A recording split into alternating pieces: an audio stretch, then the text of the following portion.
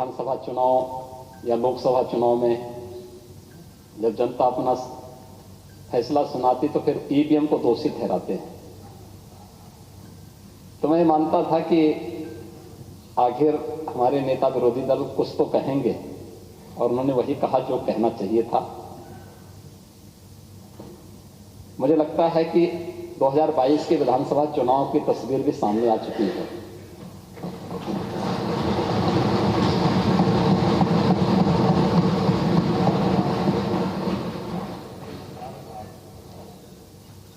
Bharatiya Janata party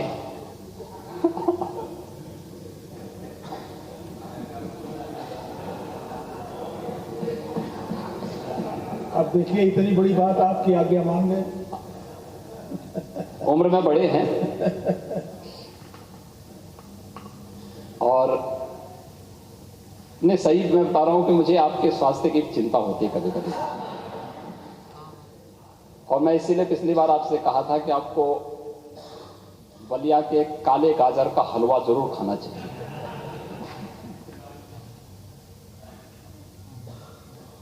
नहीं तो हमारे यहाँ पे जो बलिया के माननीय सदस्य हैं उनसे मैं कहूंगा, सुरेंद्र सिंह,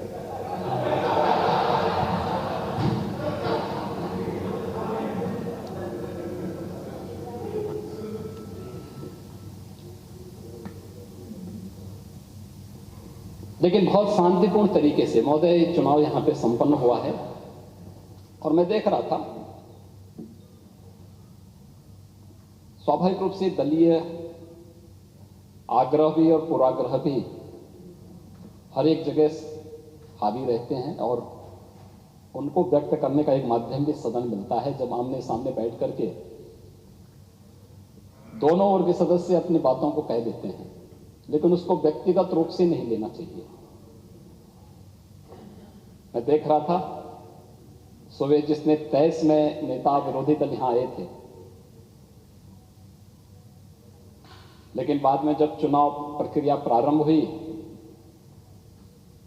तो उनको परिणाम तो मालूम ही था कि परिणाम क्या होने जा रहा है। अगले 2022 का विधानसभा का भी परिणाम क्या होने जा रहा है, तो इसलिए यहां छोड़ करके चले गए थे। बाद उनके देखा देखी मैं भी चला गया था, क्योंकि हो सकता है मेरे रहने पर वह खन्ना जी से गुफ्तगू न कर पाए, कोई बातचीत न कर पाए। तो मैंने कहा वो अपनी बातचीत कह सकें, लेकिन जब काउंटिंग शुरू हो गई और उनके द्वारा अधिकृत जो माननीय सदस्य यहां पर काउंटिंग देख रहे थे, जब उन्होंने बताया कि परिणाम तो गड़बड़ हो गया है जो अपेक्षित था, तो उन्होंने फिर कहना शुरू कर दिया कि मतगणना में धांधली हुई है। वो हमेशा की तरह तो ये कहे कभी, क्योंकि यहां ईवीएम नहीं था। अगर ईवीएम होता तो तब तो फिर, लेकिन परंपरा और मर्यादाएं, इन सब का पालन सभी के लिए आवश्यक भी है। युवा चेहरा आना चाहिए था। मुझे लगता है कि हमारे अध्यक्ष जी भी इसको पसंद किए होंगे कि एक युवा और अनुभवी सदस्य,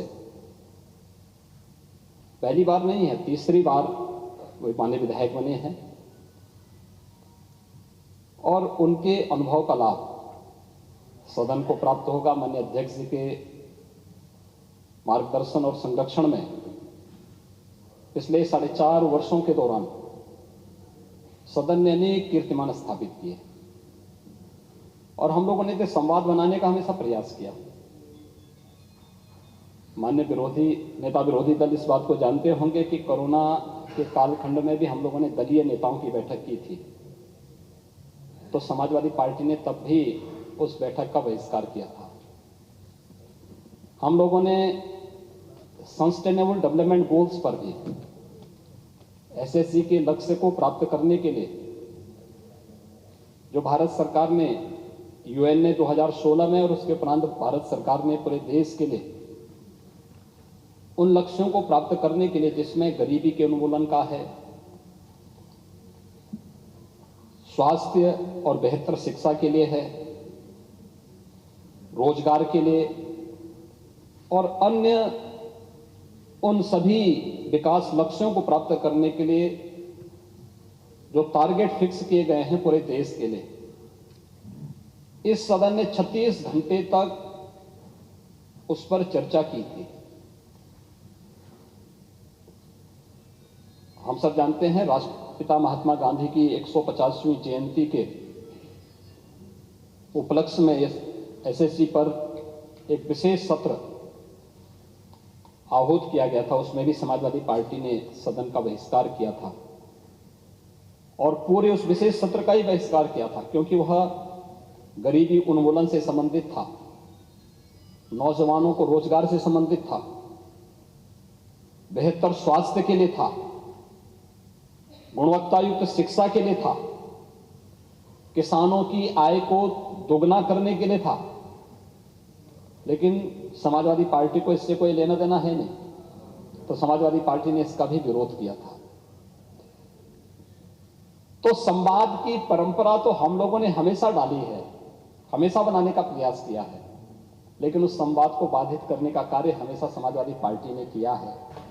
यह कहने में कोई गुरेज मुझे आज यहां पर नहीं हो रही है और मुझे एक बार फिर से यही कहना है कि हम अपनी संवाद की इस ताकत को हमेशा बनाए रखने का कार्य करेंगे। श्री नितिन अग्रवाल जी के निर्वाचित होने पर हम सब प्रसन्न हैं, प्रफुल्लित हैं और श्री नितिन अग्रवाल तकनीकी रूप से समाजवादी पार्टी के सदस्य हैं, तो सबसे बड़े दल के सदस्य को उपाध्यक्ष का पद मिलना चाहिए था। यह काम भी उस संसदीय परंपरा का निर्वहन करते हुए भारतीय जनता पार्टी विधानमंडल ने सदन के रूप में यहां पर यह भी किया है। युवा भी हैं, तो समाजवादी पार्टी के कई चेहरे सामने आ चुके हैं कि समाजवादी पार्टी युवा विरोधी है, समाजवादी पार्टी अपने ही सदस्यों को नहीं बचा पाती है। अंतर विरोध, क्योंकि अंतर यही है, कुछ लोगों के लिए परिवार ही पार्टी होती है और हमारे लिए प्रदेश ही परिवार है। ये जो अंतर है, ये अंतर ही आज यहां पर इस निर्वाचन के लिए बाध्य की है। हमें नहीं भूलना चाहिए, इन सभी युवाओं को मौका मिलना चाहिए।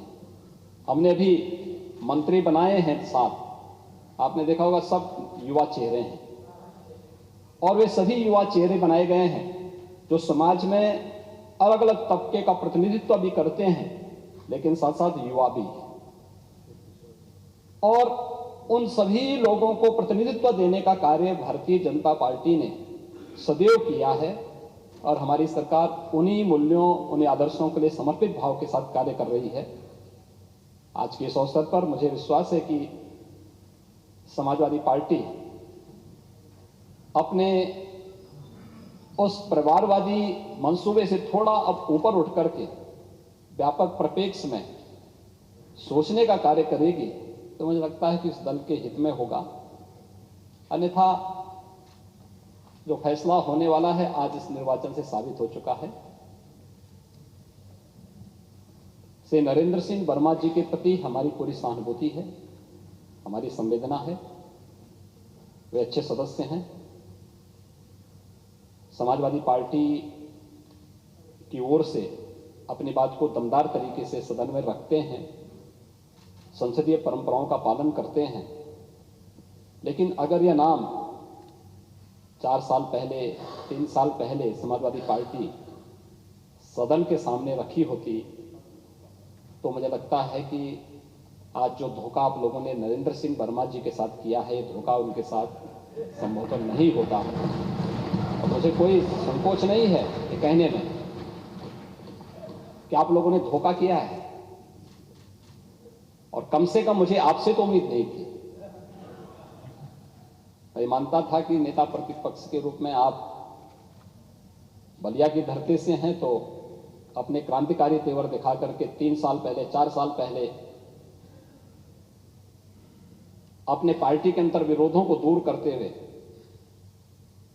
कोई अच्छा नाम सामने लाते।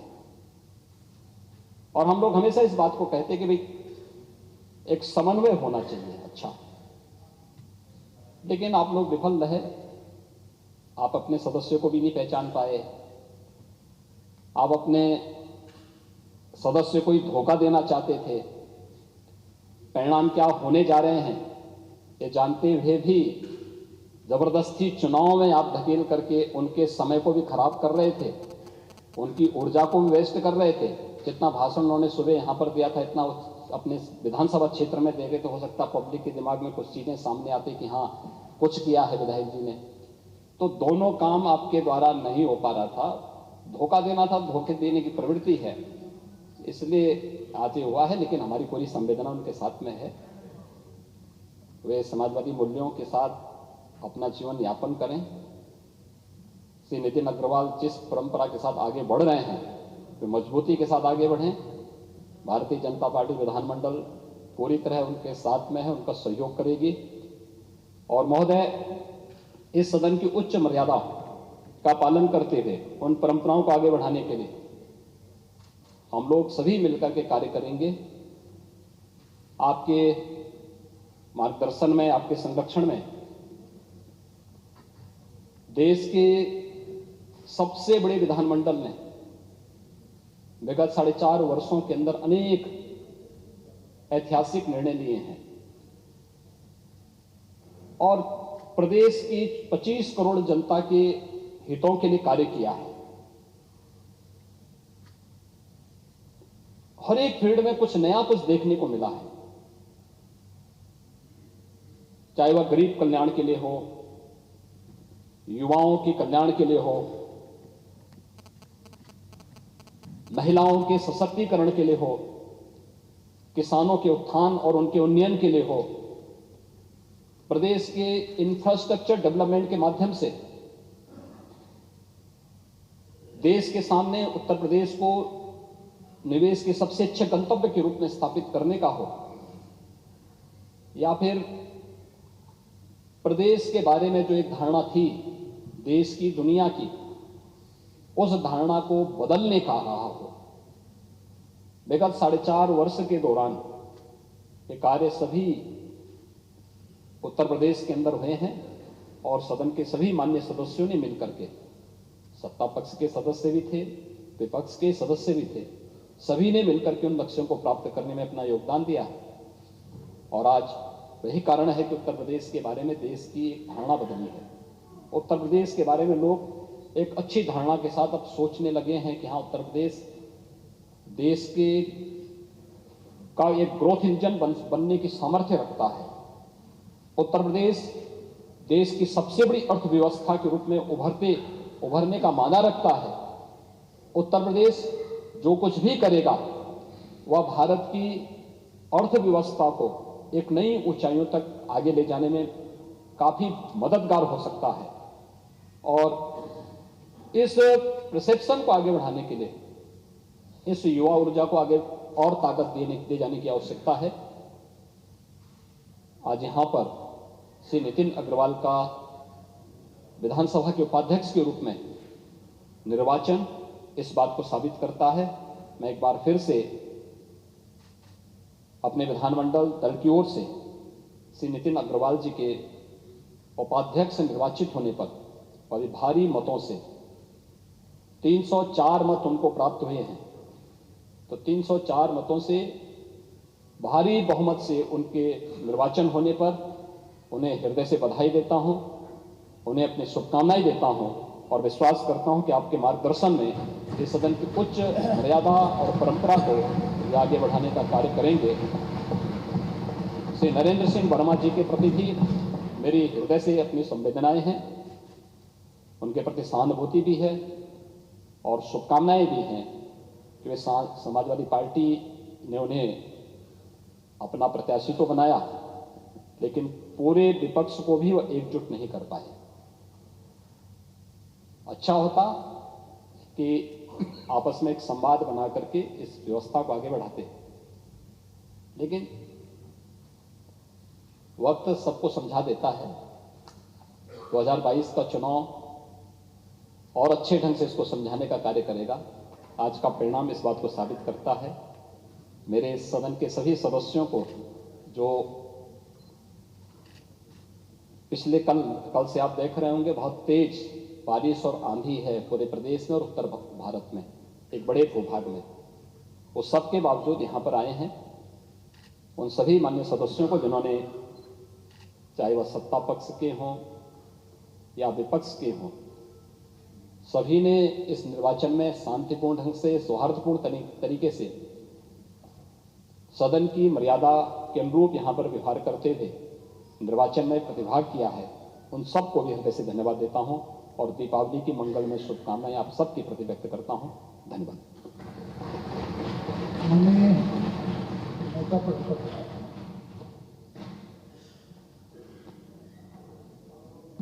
माननीय अध्यक्ष जी, मेरे सामने तो बड़ा विकट परिस्थिति पैदा हुई।